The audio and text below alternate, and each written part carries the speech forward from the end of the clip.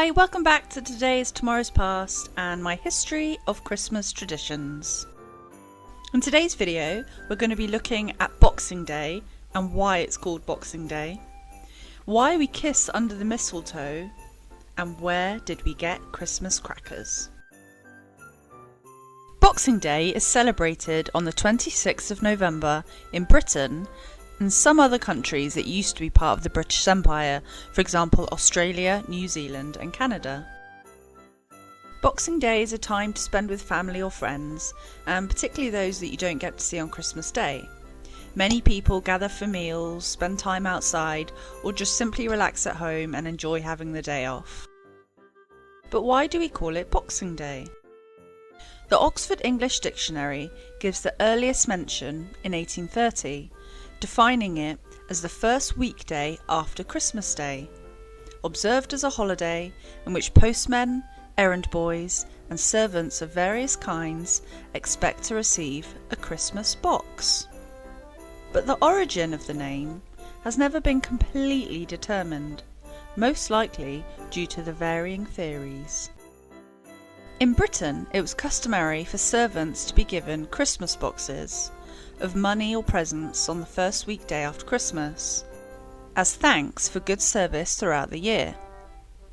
This is first mentioned in Samuel Pepys's diary entry on the 19th of December 1663. The servants of the wealthy were allowed the day after Christmas Day off work to visit their families, since they would have most likely had to serve their masters on Christmas Day. The employees would give each servant a box to take home, containing gifts, bonuses, and sometimes even leftover food. So perhaps this is where Boxing Day gets its name.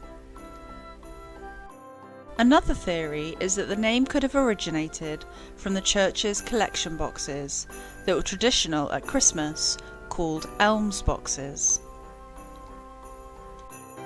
The box to collect money for the poor was traditionally handed around the congregation on Christmas Day and opened the next day, or Boxing Day, so maybe this is where the name Boxing Day comes from.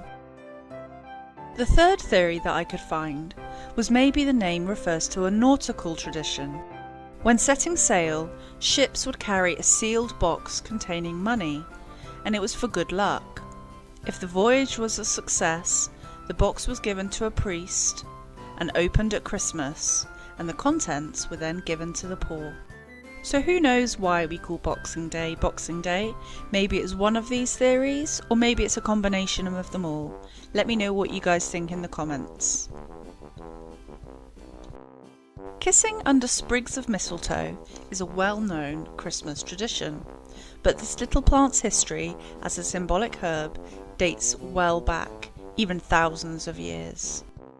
Many ancient cultures prized mistletoe for its healing properties. The Greeks were known to use it as a cure for everything from menstrual cramps to spleen disorders. And the Romans.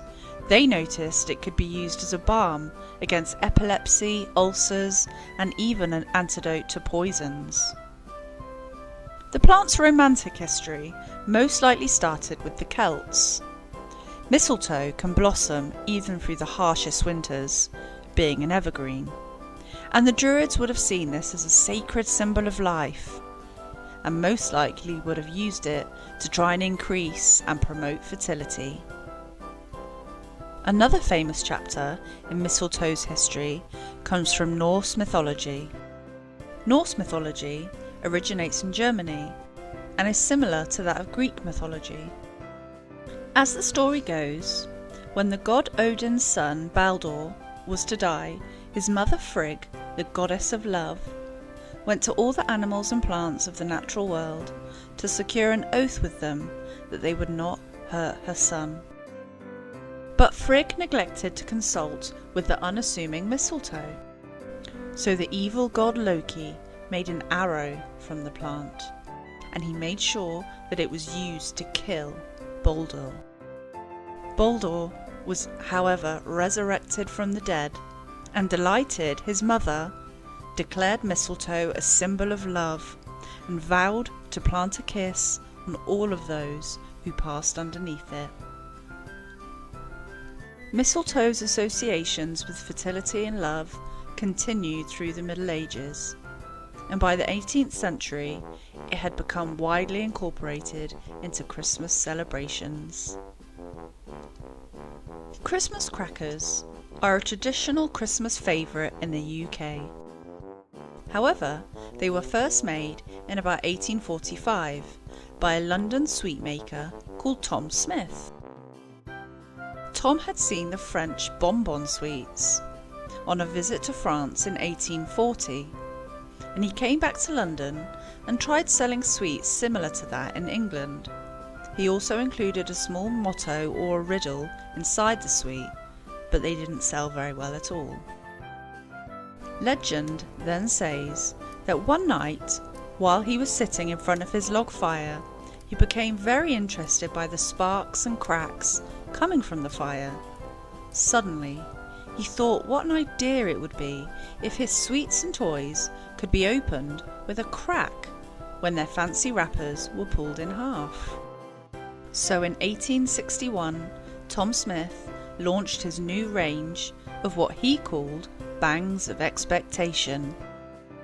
When Mr. Smith died, his expanding cracker business was taken over by his three sons. They introduced the hats into crackers that we know and love. The company even built up a big range of themed crackers. There were ones for bachelors and spinsters, where the gifts were things like false teeth and wedding rings. There were crackers for suffragettes, war heroes, and even a special one for Charlie Chaplin. Crackers were also made for special occasions, like the King's coronation. The British royal family still has special crackers made for them today.